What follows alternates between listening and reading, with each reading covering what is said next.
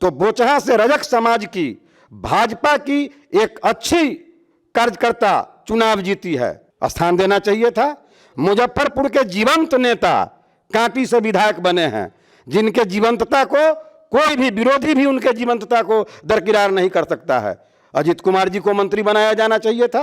जिन चीज़ों के लिए आप कांग्रेस की ओर प्रश्नवाचक चिन्ह उठाते रहे, वही समस्या जो समाजवादी अपने को कहते हैं अथवा राष्ट्रवादी कहते हैं, उन सबों में भी वही समस्याएं हैं। जो 202 सीट आई है एनडीए को, 6 विधानसभा पर एक मंत्री बनाए जाने हैं और हम लोगों ने रामानिषाद को मंत्री बनाया है। आज के बाद अमित शाह को अपना बेटा जो है जय शाह का कसम खा के कहना चाहिए कि परिवारवाद पे वो नहीं बोलेंगे, क्योंकि विदाउट कुछ उनमें क्वालिफिकेशन है उनको बना दिया गया वहाँ का बीसीसीआई का चेयरमैन, अभी आईसीसी के हैं। उसके बाद 8 लोग जो हैं मंत्रिमंडल का शपथ हुआ था, वो 8 लोग जो हैं बड़े परिवार के, ऐसा नहीं कि छोटे मोटे विधायक के बेटे, और बड़े परिवार के बड़े मंत्रियों के ये बेटे थे। ठीक है, उप मुख्यमंत्री को भी देख लिए, सम्राट चौधरी।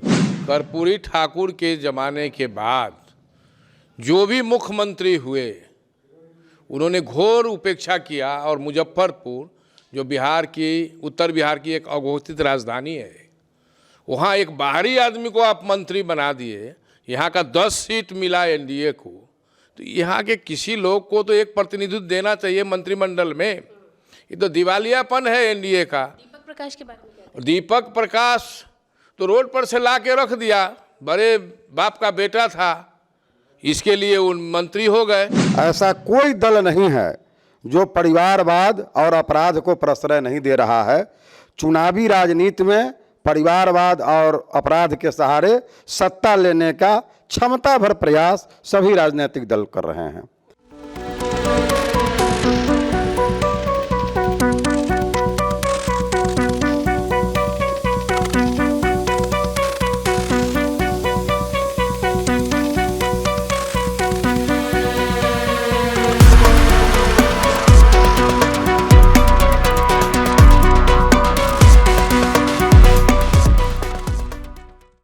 नमस्कार, फर्स्ट लुक बिहार में आप तमाम दर्शकों का स्वागत है। मैं निशा श्री हूं और आज जिस मुद्दे पर हम चर्चा करने जा रहे हैं वो है कि बिहार की नई सरकार जो है वो बन गई है।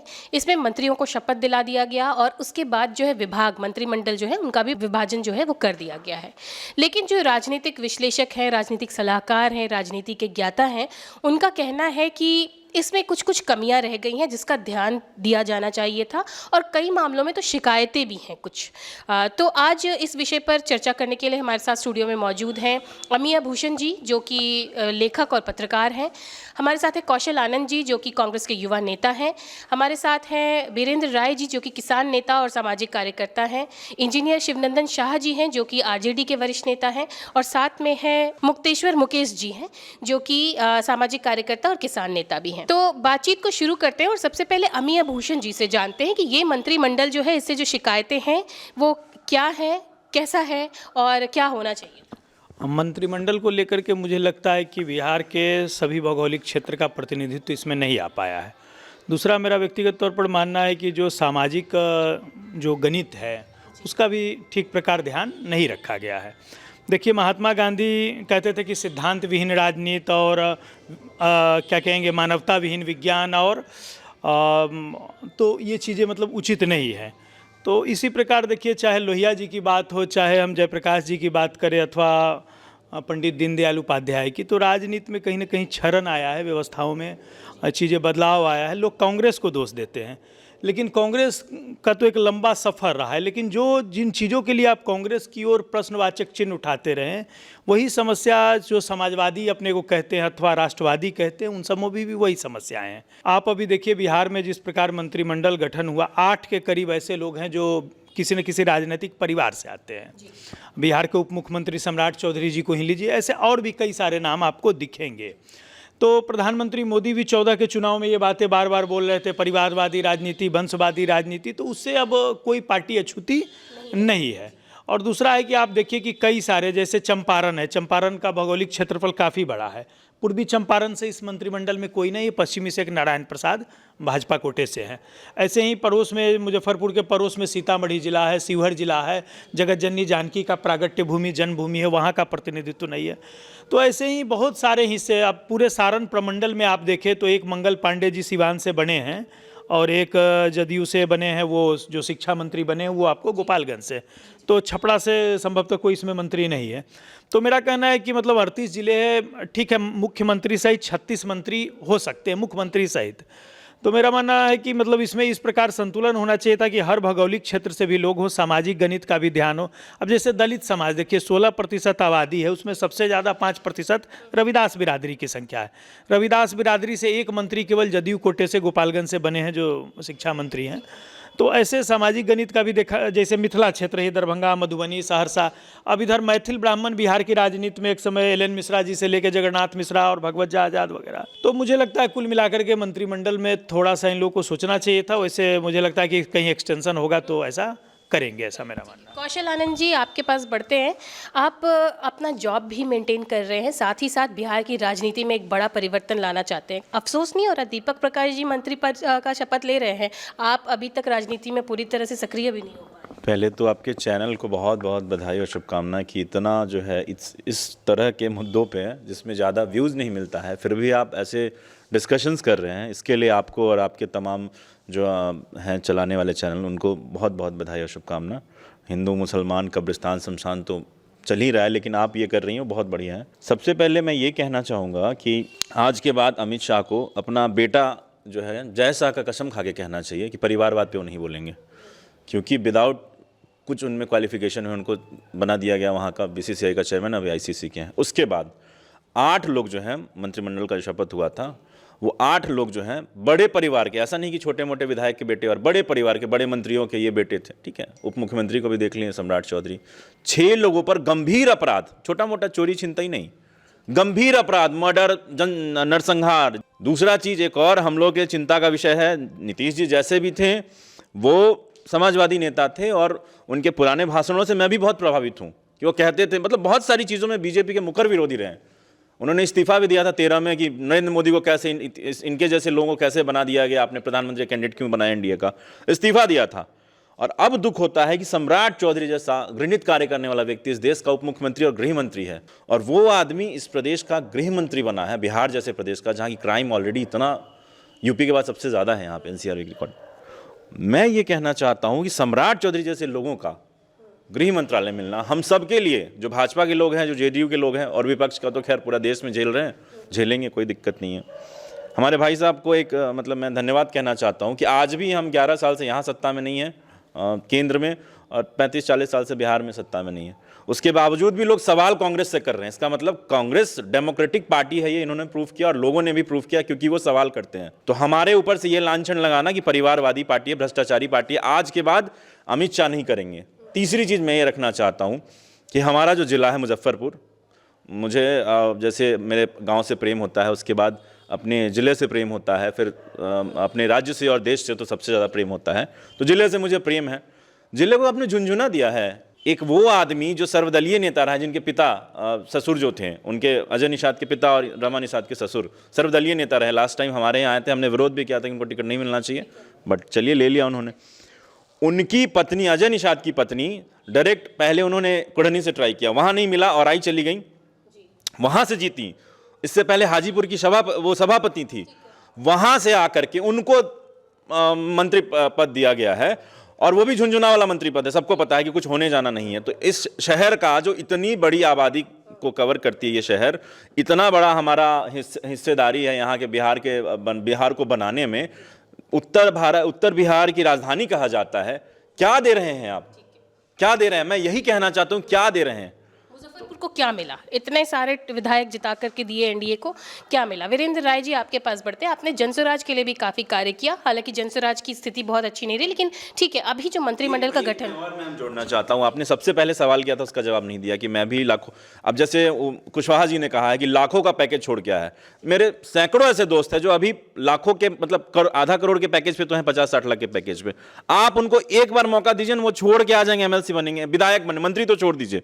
दीपक प्रकाश जी, पता नहीं क्या क्वालिफिकेशन है, क्या मतलब मंत्री हैं, मतलब भगवान जाने क्या ये। आपके दर्द को हम समझ रहे हैं। वीरेंद्र राय जी, आपके पास बढ़ते हैं। आप अभी मंत्रिमंडल को देख करके और उसके बाद जिस तरह से विभागों को बांटा गया है, आपका क्या कहना है?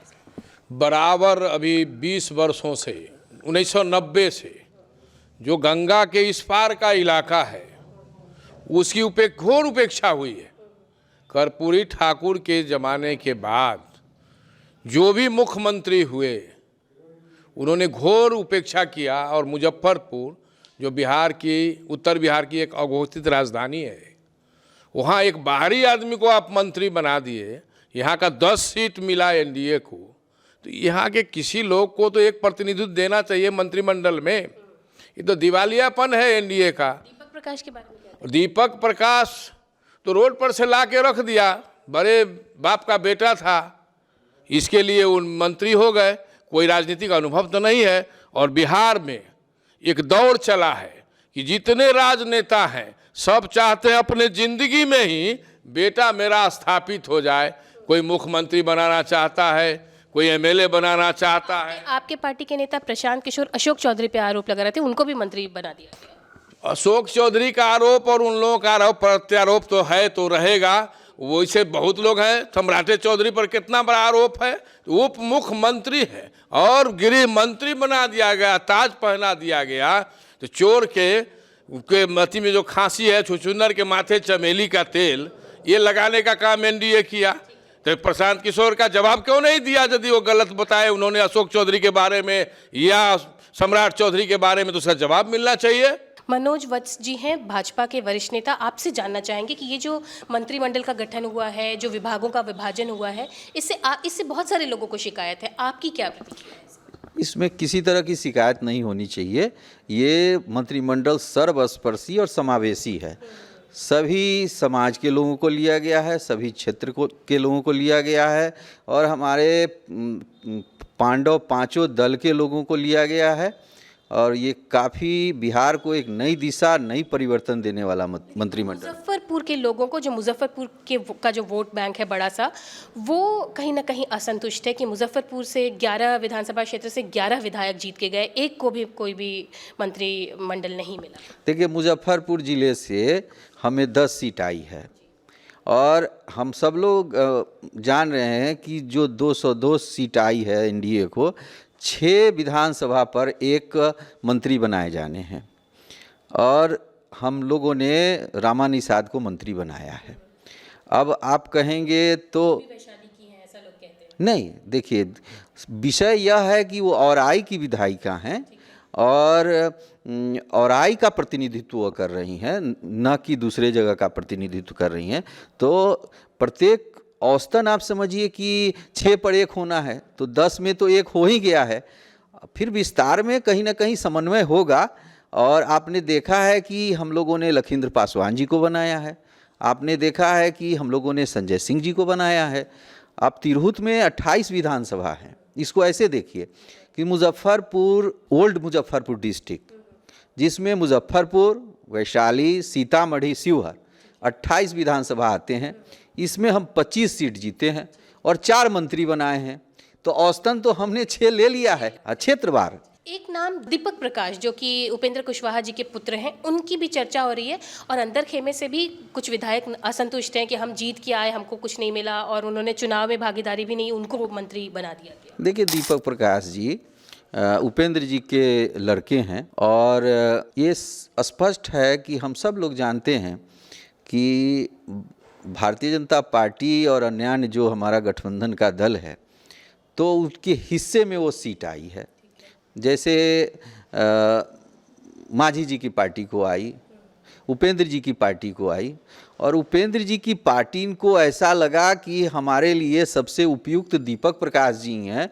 और दीपक प्रकाश जी में ऐसा कोई न अपराध का विषय है, वो एक पढ़े लिखे कंप्यूटर साइंस इंजीनियर हैं, और नए लड़के हैं, नई ऊर्जा के साथ कार्य करेंगे, इसमें कोई बड़ा विषय नहीं। मतलब आपका ये कहना है कि कोई भी विधायक इस बात से असंतुष्ट नहीं है अंदर की बात? विधायक क्यों असंतुष्ट होंगे? देखिए, विधायक को अपने क्षेत्र का कार्य करना है। मंत्री बनाना मुख्यमंत्री का विवेक पर निर्भर करता है, उनका विशेषाधिकार है। मंत्री शासन का प्रतीक होता है, मंत्री को शासन चलाना होता है, विधायक को अपने क्षेत्र का प्रतिनिधित्व करना होता है। दोनों दो विषय है। हाँ, ये स्वाभाविक है कि लोकतंत्र में विधायक और विधान परिषद के सदस्य ही मंत्री होते हैं, इसलिए ये कोई विषय नहीं है, ये मुख्यमंत्री का विशेषाधिकार है। और जैसा कि हमने आपको पहले ही बताया कि हम तिरहुत से 4 मंत्री बना चुके हैं और हम लोग का आग्रह है कि एक तिरहुत से और मिल जाएगा तो हमारे तिरहुत के लिए अच्छा रहेगा। इंजीनियर शिवनंदन शाह जी, आरजेडी के वरिष्ठ नेता, आपसे जानना चाहेंगे कि एनडीए अपना जश्न तो मना रही है महागठबंधन को हरा देने के बाद, लेकिन उसके बाद मंत्रिमंडल, मतलब जैसा कि अमिया भूषण जी ने भी कहा कि विपक्ष पे हमेशा से आरोप लगाती रही है परिवारवाद को लेकर के भाजपा या एनडीए, और अभी वो वही करती दिखी अपने मंत्रिमंडल के गठन में। सबसे पहले तो आपके व्यूअर को मेरी तरफ से और आपके चैनल की तरफ से उनको बहुत बहुत धन्यवाद देते हैं। देखिए, पिछले 20 वर्षों से करीब अब आप मीडिया से हैं, हम लोग राजनीति से आते हैं, कई लोग यहाँ पर समाज सेवक भी हैं, किसान के नेता हैं, कांग्रेस से नेता हैं हमारे कौशल किशोर जी, और पत्रकार महोदय अमित जी हैं। हम लोग देख रहे हैं कि अब जनता को आवाज़ उठाने का साहस भी कमज़ोर होते जा रहा है। पब्लिक के लिए कोई भी थॉट्स सरकार में काम नहीं कर रही है, सिर्फ वो अपने लिए काम कर रही है। पिछले कई वर्षों से लालू जी की सरकार में ये आरोप लगते रहा परिवारवाद, और कई लोगों के पास लग रहा, लेकिन जबकि एनडीए में जैसा कि बोले जय शाह हैं केंद्र में, और कई लोग हैं, राजनाथ सिंह जी के बेटे हैं, फलाने हैं, तो सब लोग जा रहे हैं। और यहाँ पर जो अभी खास करके एक पुराने कार्यकर्ता, पुराने नेता को बहुत आत्मघात लगा होगा जब उपेंद्र कुशवाहा के नए लड़के जिसने कभी भी राजनीति का ABCD नहीं सीखा, उनको मंत्री पद बनाया गया। क्या मजबूरी थी? क्या लव कुश या कोयरी कुर्मी का समीकरण काम कर रहा था? क्या काम कर रहा था? हाँ, उनके विधायक थे नहीं। तो यहाँ पर उपेंद्र कुशवाहा ने चीट किया है नीतीश कुमार को कि अपनी पत्नी विधायक रह जाए और एक्स्ट्रा में एक हमारा मंत्री हो जाए अपने परिवार का। यहाँ तो स्पष्ट परिवारवाद दिखाई पड़ रहा है। अपने भारत सरकार में मंत्री हैं, तो इस तरह से परिवारवाद इंडिया में काफ़ी फल फूल रहा है। और हमको तो ऐसा लगता है कि इसके लिए संविधान में कानून लाना चाहिए कि यदि कोई व्यक्ति राजनीति में संलग्न है, किसी सरकार के पद पर आहरित है, तो उसके ब्लड ग्रुप के रिलेशन को फिर मंत्रिमंडल में, मंत्रिपरिषद में नहीं रखना चाहिए। इससे तो ज़्यादा नुकसान हम गठबंधन के नुकसान की बात नहीं करते हैं, हम आम जनता की भलाई की बात करते हैं, हम अपने देश की भलाई की बात करते हैं। और जहाँ तक आप बात बोल रहे थे कि मुजफ्फरपुर में 11 विधायक दिए, तो बिल्कुल एक भी हम लोग को मंत्री यहाँ से नहीं मिले। ये रमा निषाद जी हैं, जो इनका बैकग्राउंड हाजीपुर से रहा है। इनके ससुर स्वर्गीय कैप्टन जय नारायण निषाद जी भी यहाँ पर रहे MP। उनके पुत्र अजय निषाद जी भी रहे। हाँ, खुश भाई, वो खुश रहें या ना रहें इससे मतलब नहीं है। हम लोग को जो अधिकार बनता है एज ए पब्लिक, वो हम अपनी भावना को आपके चैनल के माध्यम से व्यक्त कर रहे हैं। मुझे हाँ, वो चूँकि वो भी पार्शियली वो हाजीपुर से हैं, हाजीपुर से आकर के इन्होंने औराई से टिकट दिया। सबसे पहले तो यहाँ के टिकट उम्मीदवार में एक किसी का हकमारी हुआ। यहाँ पर विधायक रामसूरत राय जी रह रहे थे और अन्य कई व्यक्ति कार्यकर्ता थे, उनकी हकमारी की गई। उसके बाद इनको मंत्री बनाया गया। तो यहाँ पर और लोग तो थे। मुजफ्फरपुर में 11 विधायक में, जैसे हमारे पुराने विधायक हैं यहाँ पर कई लोग, उनको मंत्री बनाया जाना चाहिए था। आपके मुजफ्फरपुर में पूरे उत्तर बिहार का पॉलिटिक्स यहाँ से स्टार्ट होता है।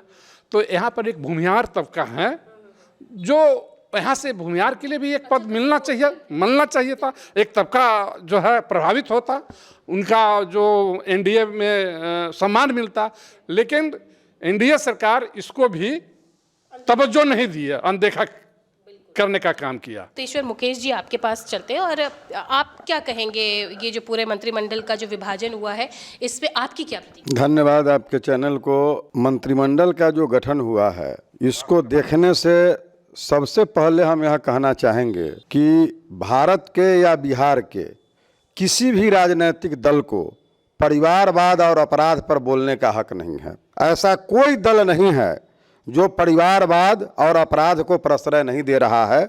चुनावी राजनीति में परिवारवाद और अपराध के सहारे सत्ता लेने का क्षमता भर प्रयास सभी राजनीतिक दल कर रहे हैं, जो नहीं होना चाहिए, जो बिल्कुल गलत हो रहा है। हम तो सबसे पहले यह कहना चाहेंगे, और चूंकि मौजूद विषय है कि मुजफ्फरपुर का मंत्रिमंडल में स्थान, तो हम यह कहना चाहेंगे कि वर्तमान सरकार मुजफ्फरपुर में मंत्री का पद जो दी है, महिला सशक्तिकरण और महिला होने के आड़ में एक आदर्शवादी बात का रेखा खींच के मुजफ्फरपुर को घोर अपमान किया गया है। वैसे भी मुजफ्फरपुर का अपमान लंबे समय से हो रहा है। यह मंत्रियों का जिला रहा है। आदरणीय लालू प्रसाद यादव जी के समय भी यहाँ मंत्रियों की संख्या हुआ करती थी और अच्छे मंत्री हुआ करते थे। आज के समय में मुजफ्फरपुर में जिस व्यक्ति को मुख्यमंत्री बना के मुजफ्फरपुर संचालित किया जा रहा है, उसी को मुख्यमंत्री यहाँ मुजफ्फरपुर का बना के रखना है। और इसीलिए यहाँ जो अच्छे नेता हैं, जो पहले से मंत्री रहे हैं एनडीए के, उनको भी स्थान नहीं दिया गया है। हम यह भी कहना चाहते हैं कि हमारे जिले में आरक्षित श्रेणी के दो सीट हैं, बोचहा और सकरा।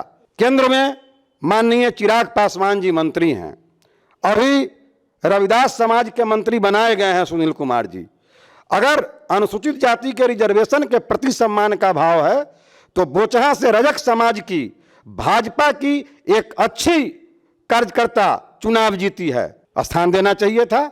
मुजफ्फरपुर के जीवंत नेता कांटी से विधायक बने हैं, जिनके जीवंतता को कोई भी विरोधी भी उनके जीवंतता को दरकिरार नहीं कर सकता है। अजित कुमार जी को मंत्री बनाया जाना चाहिए था, नहीं तो जो पूर्व से मंत्री रहे हैं एनडीए के, उनको ही मंत्री बनाना चाहिए था। तो मुजफ्फरपुर का इस मंत्रिमंडल में मुजफ्फरपुर की भागीदारी के सवाल पर बिल्कुल अपमान हुआ है और हम अपने को ठगे महसूस कर रहे हैं। वापस आते हैं अमिया भूषण जी आपके पास में। एक होती है एंटीथेसिस की बात होती है, जहाँ पे हम दूसरी बात करते हैं और उसमें पहली बात हमारे सामने प्रभावी हो जाती है। तो अगर हम मंत्रिमंडल की अभी बात करें तो कौन कौन सा विभाग सही गया है आपको लगता है? ठीक है, गलती की बात तो हमने हर किसी ने बुरे बुरे शब्दों में कह ही दिया है।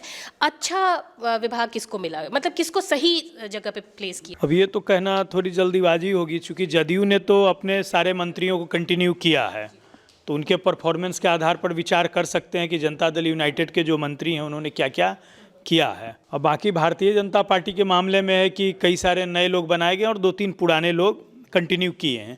जो पुराने लोग कंटिन्यू किए हैं उसके ऊपर प्रशांत किशोर जी का सवाल आता रहा है, चाहे मंगल पांडे जी की बात हो अथवा फिर बात हो आपको नहीं सम्राट चौधरी जी की, ये भाजपा की मैं बात कर रहा हूँ। फिर कई नए लोग बनाए गए हैं, तो ये आने वाला वक्त बताएगा कि क्या होता है। बाकी मैं इसमें एक एंगल मैं ये सोच रहा था कि ये जो परिवारवाद के पक्ष में जो लोग दलील लेते हैं तो उसके भी कुछ कारण है। जैसे हमारे यहाँ क्या है कि भारत में मतलब गीता में भी भगवान कहें चातुर्वर्णा मया सृष्टि गुण कर्म विभाग सा, तो एक वंशानुगत या कहे कि पारिवारिक या डीएनए एक जीन वाली बात भी है कि भाई जिनके परिवार में जो पेशा है उसको लोग अपनाते हैं। लेकिन इस देश में ये भी उदाहरण रहा है, मतलब कहते हैं कि महाभारत में वर्णन है वो है कि मतलब न च राजा न च राज्यम न दंडे न दांडिको, एक ऐसी व्यवस्था थी न जब राजतंत्र था न लोकतंत्र था। मतलब भारत के लोगों का स्वभाव ही मूल चरित्र ही लोकतांत्रिक रहा है अतीत में, तो लोग परस्पर बैठ करके तय करते थे। और जो लोकतंत्र का दुनिया को जो मॉडल दुनिया ने देखा है वो मथुरा और वैशाली, 2 ऐसे जगह है। मतलब कृष्ण भी जहाँ के राजा निर्वाचित हुए वो डेमोक्रेटिक राज्य व्यवस्था थी, और वैशाली जहाँ ये बज्जी जनपद जहाँ मुजफ्फरपुर है। तो सदैव यहाँ तक कि राजतंत्र में भी देखिए कि शांतनु ने भरत को, शांतनु और भरत का प्रकरण देखिए कि मतलब भरत ने राजा और शांतनु को बजाय अपने पुत्र की जगह।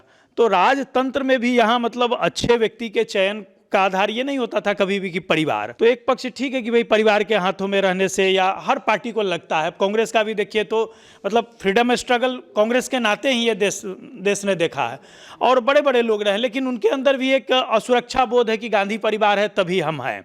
ऐसे ही छोटी पॉलिटिकल पार्टियों में भी यह सुरक्षा बोध आप मान सकते हैं या समझ सकते हैं कि उनको लगता है कि मेरी बिटिया, मेरा बेटवा, मेरी बहू, मेरे समधिनी। अब अकेले उपेंद्र कुशवाहा क्यों, मांझी जी का विचार करिए, मुकेश सहनी जी का विचार करिए, चिराग पासवान जी का विचार करिए, मायावती जी का विचार करिए, तो चारों तरफ हो रहा है। लेकिन समस्या वहाँ है कि जो बड़ी पॉलिटिकल पार्टियां हैं, जो अपने को कहती है कि हम आइडियोलॉजिकली बहुत स्ट्रांग है और एक कैडर बेस्ड है, जैसे कि भारतीय जनता पार्टी, लेकिन उसके यहाँ भी वो चीज़ें नहीं दिख रही। वहाँ भी आप देखिए तो उसके भी कई सारे मंत्री इसी सरकार में, मैं किसी पर व्यक्तिगत टीका टिप्पणी नहीं करना चाहता, तो ये वंशवाद है और कुल मिलाकर के ये लोकतांत्रिक व्यवस्था के लिए भी अच्छा नहीं है और पॉलिटिकल पार्टियों के लिए भी हित में नहीं है। और मुझे लगता है कि इस नाते भी अब राजनीतिक दलों में कार्यकर्ता और नेता जैसी चीज़ें दिखनी धीरे धीरे बंद सी हो जाएंगी, मुझे जो लगता है। कौशल आनंद जी, आपके पास बढ़ते हैं और आपसे भी इसी तरह का सवाल मैं पूछूंगी कि ठीक है, शिकायतें तो हैं, लेकिन कौन सा विभाग आपको लगता है, जैसे एक श्रेयसी सिंह खुद खिलाड़ी रही हैं और उनको खेल विभाग दिया गया, तो इस तरह से कुछ ऐसा है जिसमें आपको लगता है कि हाँ ये डिपार्टमेंट तो चलो बच जाएगा? देखिए, एक शेर कहना चाहूँगा कि बुलंदी कहाँ देर तक टिकती है, बुलंदी कहाँ देर तक टिकती है, ज़्यादा ऊंची इमारत हर घड़ी खतरे में रहती है। तो बनाया तो अनुराग गोली मारो ठाकुर को ही था खेल मंत्री, उन्होंने क्या कर लिया वो तो देखिए उनकी भाषा ही बता रही थी। और श्रेयसी सिंह भी बनाया गया, उनको शुभकामनाएं हैं, कुछ करें अच्छा करें वो ठीक है। आते हैं वापस मुजफ्फरपुर पे। मुजफ्फरपुर में अगर मैं छात्र रहा हूँ, यहाँ से पढ़ाई मैंने की 10th तक की, उसके बाद तो बाहर गया हूँ, तो यूनिवर्सिटीज़ में आप देख लीजिए 4 साढ़े 4 साल में, मतलब ग्रेजुएशन जो सिंपल BA BSc है उसको इन्होंने MBBS की डिग्री बना दी है 4.5 साल। उसके बाद डिग्री लेने में आपको इंटर्नशिप की तरह 1 साल आपको चक्कर लगाना पड़ेगा, तो आपको ढंग से मार्कशीट्स वगैरह मिलेंगे। आप SKMCH में चलिए, लाइन लगी हुई है, आप और हम नहीं इलाज करा सकते, ये फैक्ट है। मैं नहीं अपने पिता का इलाज करा सकता हूँ उसमें, इतना बड़ा अस्पताल है जिसमें कि बच्चे एडमिशन लेने के लिए मारामारी करते हैं। 600 साढ़े 600 नीट में आता है तब उनको एडमिशन मिलता है SKMCH में। वहाँ इलाज मेरे और आपके जैसा साधारण परिवार के लोग नहीं करा सकते हैं, तो मंत्री जी और विधायक जी को तो छोड़ ही दीजिए। आप सड़कों का हाल देख लीजिए, छोड़िए छोटी सड़कों को, आप NH 57 जो है, अभी मैं उधर से ही आया हूँ, बारिश के टाइम में गड्ढे हो गए थे। वो टोल कलेक्टिंग अभी वो सड़क है, और वो नियम होता है कि जिस सड़क पे टोल कलेक्शन होते रहता है उसमें कहीं भी गड्ढे नहीं होने चाहिए। आप जाके देखिए, अगर बाइक से आप 80-70 की स्पीड में जा रहे हैं, रैंडम आपको ऐसे 6 इंच 1 फीट का गड्ढा मिल जाता है, उसमें कितने एक्सीडेंट्स हो रहे हैं। तो इतने सारे मुद्दे हैं मुजफ्फरपुर में, बहुत सारे विकास की ज़रूरत थी। तो आप यहाँ से मिलता भी तो क्या ही कर लेते। सुरेश शर्मा को तो बनाया ही था नगर विकास मंत्री, कितना विकास हुआ इस नगर का कि महानगर बना दिया मुजफ्फरपुर। बस क्या शिकायत रहे इनसे? नहीं, उम्मीदें तो ख़त्म नहीं है। देखिए, हमारी उम्मीदें कभी ख़त्म नहीं है, क्योंकि मैं बार बार इस बात को कहता हूं कि हमने इस देश को बनाया है और ये मेरा घर है। ये देश कांग्रेस का घर, मतलब हमारा घर है, कांग्रेस से पहले देश है, तो हम इसके लिए लड़ेंगे। हमारे कई नेता लड़े हैं, तो वैसे ही हैं इनके मिनिस्टर्स हैं, पकड़े जाएंगे बहुत जल्दी, हम लोग पकड़ेंगे, उनका कान पकड़ेंगे, सीधा पकड़ेंगे, ऐसा नहीं है। कुछ काम तो करने दीजिए, फाइल्स तो खुलने दीजिए। और सबसे मेन कि उनकी क्या सहभागिता होती है, उनकी जिम्मेदारियां क्या तय की जाती है। 3 महीना में बहुत कुछ किया जा, 100 दिन बहुत ये समय होता है, 100 दिन में कुछ अच्छा किया जा सकता है। बस नीतीश जी के लिए बुरा लग रहा है, इतने बेचारे तो नहीं थे, अच्छे नेता थे, मतलब है तो मुख्यमंत्री हैं। ठीक है, आगे बढ़ते। वीरेंद्र राय जी, आपके पास में। और मुजफ्फरपुर का तो दुर्भाग्य मैं लंबे समय से देख रहा हूँ कि एम्स कहाँ चला गया, मेडिकल कॉलेज का क्या व्यवस्था है। कौन सा डिपार्टमेंट मिलना चाहिए था? डिपार्टमेंट तो बिहार में जो जीते हैं उनमें से किनके लिए? वैसे लोगों को मिलता है जो अपने नेता का पैर छूते हैं, उनके शिष्य बने हुए हैं, उन्हीं को मिलता है। जो दक्ष व्यक्ति है, जिस विभाग की जानकारी उसको हो, टैलेंट उनमें हो, या उस विभाग का स्कॉलर हो, वैसा लोग भी है, लेकिन उसको मंत्रिमंडल नहीं मिलेगा। क्योंकि मलाईदार विभाग खोजा जाता है, तो उसमें से मलाई कैसे निकलेगा, बड़े नेता के पास पहुंचेगा, ये खोजा जाता है। टैलेंट खोजा नहीं जाता है, स्कॉलर खोजा नहीं जाता है, उस विषय का जानकार नहीं खोजा जाता है, और यही होता है। और अभी के जो मंत्रिमंडल बना है, बिल्कुल सारा लोग उसी तरह का हो गया। अभी आपने चर्चा किया दीपक प्रकाश का, जिसने पंचायती राज को जिंदगी में कभी देखा ही नहीं, और BPSC का तैयारी या अपना कलेक्टर कमिश्नर बने हुए अलग बात है, लेकिन वो पंचायत में रोड, सड़क, गांव, बिजली, गांव गरीब, उसका क्या उसको जानकारी है। कल अपने फर्स्ट प्रेस कॉन्फ्रेंस में भड़क भी गए थे प्रेस वालों पे। तो भड़केंगे नहीं, वो कभी देखबे न किया इस तरह का इंटरव्यू। गांव घर गमई का रोड, सड़क, पानी, बिजली, जल, नल, क्या सब जो अभी चला है, कोई जानकारी उनको है। तो इस तरह का मंत्रिमंडल यदि बनेगा तो बिहार के लिए इससे बड़ा पूरा दिन क्या होगा। एक और पंचायती राज ऐसे डूबा हुआ था और डूब जाएगा। इंजीनियर शिवनंदन शाह जी, आपके पास बढ़ते हैं। आपको क्या लगता है कि मुजफ्फरपुर में जो एक डिसअपॉइंटमेंट है लोगों के अंदर कि मुजफ्फरपुर से 10-10 विधायक जीत करके गए, इनमें से किसी एक को तो मिलना चाहिए था, आपके हिसाब से वो कौन हो सकता है? तो हमें लगता है कि मुजफ्फरपुर में बहुत ज़्यादा मंत्रिमंडल यहाँ के विधायकों को तो देना भी संभव नहीं लग रहा है। तो सबसे पहले यहाँ पर मुजफ्फरपुर शहर का जो अभी कार्य बाकी रह गया है, सुरेश शर्मा जी नगर विकास मंत्री बने थे, स्मार्ट सिटी का काम यहाँ बहुत पीछे चल रहा है और निंदनीय भी है। तो स्मार्ट सिटी के लिए नगर विकास मंत्री किसी भी विधायक को यहाँ दिया जा सकता है। केदार गुप्ता जी हैं, बनाया जाता तो फिर कहते कि परिवारवाद। तब पर मंत्री किसको बनाना है? विधायक और एमएलसी को न बनाया है। और फिर आप कहे कि नहीं परिवारवाद नहीं है तो गुड़ खाना। मैंने तंज कसा था, मैंने कोई वो नहीं किया। जी, मैंने यही कहा कि मतलब अब ये कहना, मैं कल परसों देख रहा था कि किसी राष्ट्रीय चैनल पर मतलब भारतीय जनता पार्टी के एक प्रवक्ता को अब स्वयं वो अपने पिताजी के नाते वो राजनीति में जो मुकाम उनको मिली है, नहीं तो एक आम कार्यकर्ता का तो जीवन दरी बिछाते और माइक सेट करते ही चला जाता है। अब वो बता रहे थे कि हमारी पार्टी के अब तक कोई राष्ट्रीय अध्यक्ष नहीं हुए हैं किसी परिवार विशेष से। इलेक्शन हुआ है। और तो राष्ट्रीय अध्यक्ष आपके, एक मिनट, भारतीय जनता पार्टी आज से नहीं है, थोड़ा बैक से जाइए। भारतीय जनता पार्टी वो भी एक परिवार की पार्टी है, लेकिन वो परिवार उसका संघ परिवार कहते हैं। मैंने आपके यहाँ उसके यहाँ दोनों के यहाँ परिवार है, लेकिन वहाँ एक परिवार बड़ा परिवार है, आपके यहाँ एक पर्टिकुलर परिवार है। तो मैं ये कह रहा था केवल ये कि जो लोग वंशवाद को लेकर के बताते हैं कि नहीं नहीं वंशवाद नहीं है, और फिर भाई तो फिर कैसे गुड़ खाओ और गुलगुल्ले से परहेज, परिवार में 2-2 3-3 लोग सदन में आ गए हैं, ये तो लोकतंत्र का मजाक बना करके आपने रखा है ना। जैसे परिवारवाद की चर्चाएं बराबर होती रहती है, तो जो परिवार में मान ली कि हम हैं कुछ पद पर और हमारा बेटा का अधिकार इंडियन सिटीजन के नाते किसी रिप्रेजेंटेटिव करने का अधिकार है कि नहीं, तो वो तो कानून का सहारा ले रहे हैं। इसमें परिवारवाद कैसे? इसके लिए कानून बनाना अति आवश्यक है। यदि हम कोई पिता राज सत्ता में है तो उनका कोई भी परिवार का आदमी फिर दूसरी बार पीछे से कोई राज सत्ता में नहीं आ सकता है। ये कानून में आना चाहिए था, ये संवैधानिक संशोधन की मामला है। ये राजनीति में परिवारवाद को लेकर कानून बनना चाहिए था, ऐसा कहना है इंजीनियर शिवनंदन शाह जी का। मुक्तेश्वर मुकेश जी, आपके पास एक फाइनल स्टेटमेंट के लिए आ रहे हैं कि आप क्या कहेंगे इस पूरे मंत्रिमंडल के गठन को, पूरे जो विभागों का विभाजन हुआ है? देखिए, शोहरत का गुरूर पल भर का तमाशा है, शोहरत का गुरूर पल भर का तमाशा है, जिस गुरूर में है सत्ता जनता सब देख रही है। मुजफ्फरपुर का मामला हो या पूरे बिहार का मामला हो, हम ऐसा महसूस करते हैं कि पुराने मंत्रिमंडल के ढांचा को ही खड़ा करने का प्रयास करके एनडीए गठबंधन अपने भीतर के अंतर कलह को छिपाने का प्रयास कर रही है। ऐसा नहीं है कि उनको ये लगता नहीं होगा कि कहाँ किनको हमको भागीदारी देनी चाहिए, जरूर लगता होगा, लेकिन कहीं ना कहीं जो भीतरी अंतर कलह है उसको छिपाने का प्रयास हो रहा है। और मुजफ्फरपुर का जो मामला है, तो हम सीधे शब्दों में आपके चैनल के माध्यम से कहना चाहेंगे कि यहाँ माननीय अजीत कुमार उस समाज से आते हैं, जातिगत समाज से, जिस जातिगत समाज ने अपना पूरा वोट एनडीए को दिया है।